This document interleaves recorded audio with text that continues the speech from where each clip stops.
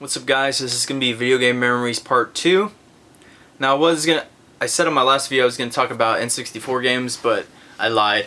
I just remembered another really early memory of me playing video games, and that is during the 16-bit wars between the Sega Genesis and the Super Nintendo.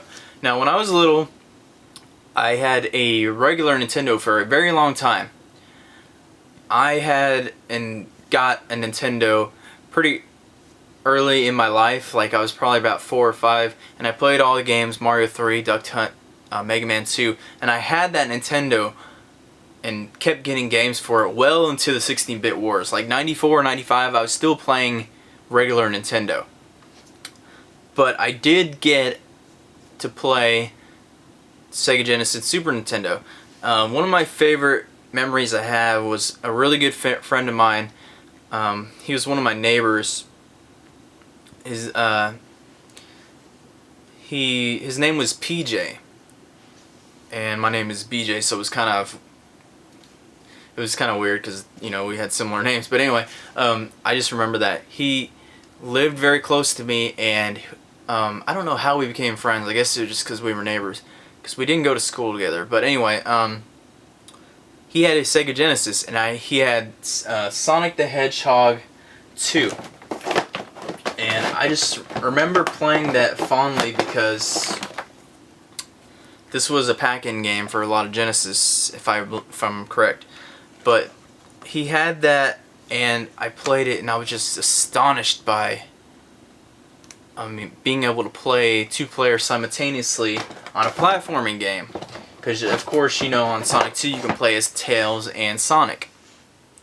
And the graphics just blew me away, and you know how fast you can move.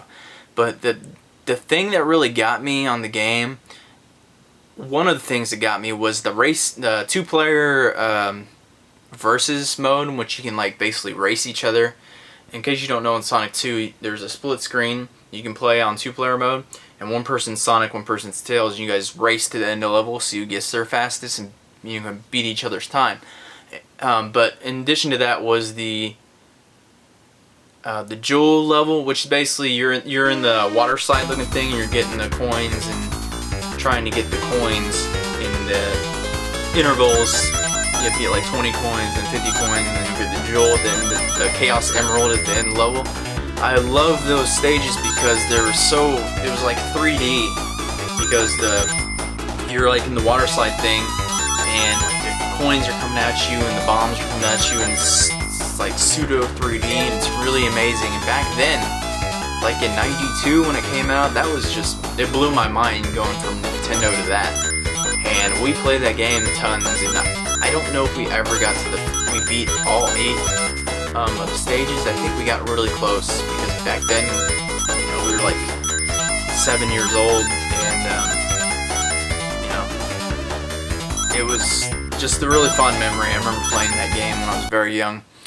And anyway, fast forward a couple years, and I still have a Nintendo, and I still remember Sega Genesis, and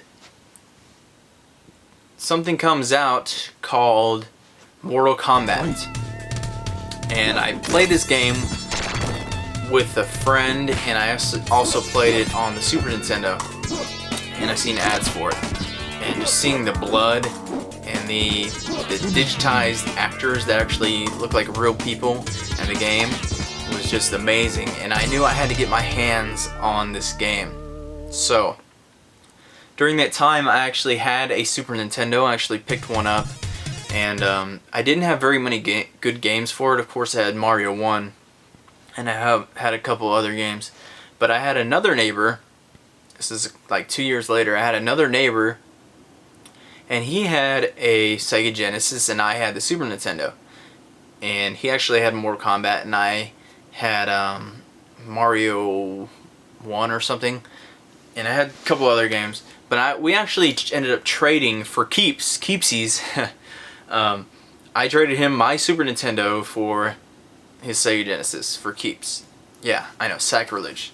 But I actually did it because I really wanted to play Mortal Kombat. And I don't regret it, because Mortal Kombat was so much fun. back then, and especially a Genesis version with the blood and everything, way superior to the Super Nintendo. But actually, we kept each other's systems. We didn't, give them back to each other, and actually bought games for the Genesis, and I played those games that I played with my other friend before that. I picked up Sonic 2, Sonic 1, and actually grew to love the Genesis. And I didn't really get to play too much of the Super Nintendo until years later when I picked one up. I actually kind of skipped most of the Super Nintendo stuff that was going on, although I did play some at my other friend's house, which I'll get to later. I grew up primarily going from Nintendo NES to the Genesis. And games that I remember playing were Sonic 2 with my friend, but I actually got my own version of it. I also got Streets of Rage 2. Fabulous beat 'em up games, one of my favorite beat 'em ups of all time. I'm looking at my collection, just remember. I also got Pink Goes to Hollywood.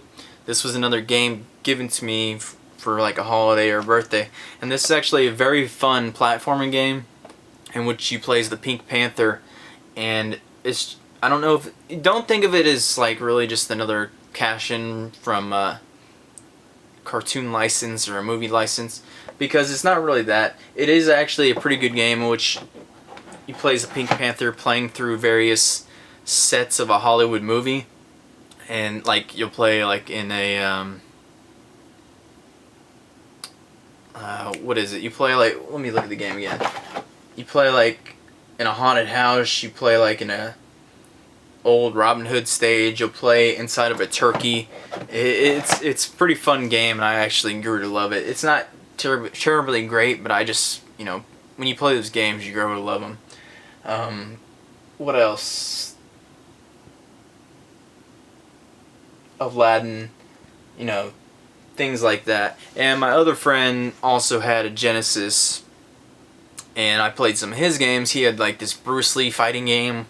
He had Earthworm Jim, which was fantastic. He had Lethal Enforcers.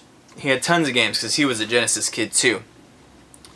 And then, like I said, I didn't get to play much Super Nintendo, but the friend that I traded with, he actually went and started getting games for the Super Nintendo. And of course I would go over there and play them. So that was the Super Nintendo experience I was getting was from him. And he picked up Super Ghouls and Ghosts. And I went over and played it, and I really loved the graphics for it. And I went and played it, and I went over there to play it, and he was playing it, and he said, "Here, give it a shot." And I played the game, and I died so many times. The game is so brutally difficult. But we kept playing and playing and playing, and we get farther and farther. And I just grew to love that game. That game is so awesome. I love that game for the Super Nintendo, regardless of how balls hard it is. For me, the best weapon was what did I play with? I think the dagger things, that when you get the gold armor, the daggers turn like these lasers. Anyway, the game was just awesome. I love that game for the Super Nintendo. And other games that I was getting for the Genesis was Echo the Dolphin. I played that. And I also played this game at my other friend's house, Home Alone 2. I love that game. I don't know if it was, because of lack of other games that I couldn't get a hold of, but Home Alone 2 was so awesome on the Genesis because you could actually craft different weapons. Yes, crafting in a Home Alone game. This is before crafting in RPGs that I played. You could craft weapons, homemade weapons, and make new weapons, which was really cool. You could take, like, say, a rubber ball, a rubber band, and like a piece of string or something, and make like this rubberized ball gun. And you could shoot the robbers, and they would turn into these huge balls. Because in the game, the Home Alone game, you're like in this big neighborhood, and you can use your sled to slide around to different houses. And of course, the robbers are trying to rob each house, and you have to prevent that from happening. And when they get in the house, when you're in there, you can actually stop them by shooting them with different guns. You have a default BB gun, but you can make guns and different things out of homemade stuff laying around. Like, you shoot them with a ball gun, they turn giant balls, and you can make, I forget the different combinations. There's tons of different combinations you can make. You can make like a glue gun and they'll have glue all over them and different things like that. But the crafting in the game was what sold me, and I thought it was really cool because, you know, back then didn't have guides, so you would do trial and error making different guns and finding different combinations of different weapons. It was really awesome. And I really have fond memories of playing Home Alone 2, and I really want to get that game back someday. But those are some memories I have of the Sega Genesis. I don't know, I have other memories of the Genesis. Like I said, Streets of Rage 2, I remember trying to beat that game by myself, and I don't know, there's tons of games on the Genesis that I got that I just really liked the Genesis when I was a little kid. Like I said, after the Genesis, I had this other friend who had all the Super Nintendo stuff. Like, he had Chrono Trigger and Demon's Crest, and he had Mega Man X, Final Fantasies, all of that. That friend I will talk about later in a different video, because everybody has one of those friends when they're growing up that has everything, and they're well off, way well off, more than you are. And he had everything, but I will get into that in another video. But that is my memories on the 16-bit wars. Thank you for watching, and I'll catch you guys later. Thumbs up if you liked the video, and see you guys next time.